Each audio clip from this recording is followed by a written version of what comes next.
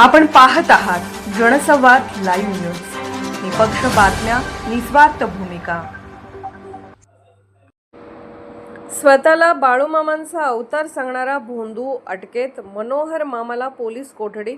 स्वतःला बाळूमामांचा अवतार असल्याचे भासवून लोकांच्या श्रद्धेचा गैरफायदा घेणाऱ्या भोंदू मनोहर मामा भोसले याला कुर्डुवाडी पोलिसांनी अटक केली आहे.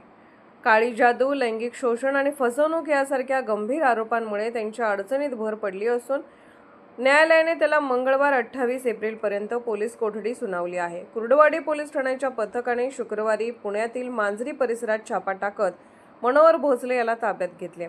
यावेळी त्याचा साथीदार विशाल वाघमारे यालाही अटक करण्यात आली. अटकेनंतर शनिवारी दुपारी आरोपींना माढा येथील न्यायालयात हजर करण्यात आले.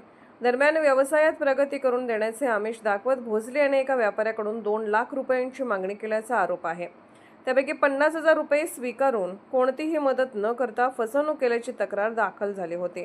या तक्रारीच्या आधारे पोलीस निरीक्षक अतुल मोहिते यांच्या नेतृत्वाखाली तपास सुरू करण्यात आला. पोलिसांनी सापळा रचून आरोपींचा शोध घेत पुण्यात कारवाई केली. पुढील तपासात आणखी धक्कादायक बाबी समोर येण्याची शक्यता व्यक्त केली जात आहे. जनसंवाद लाईव्ह न्यूज चॅनलला लाईक करा, शेअर करा आणि सबस्क्राईब करा.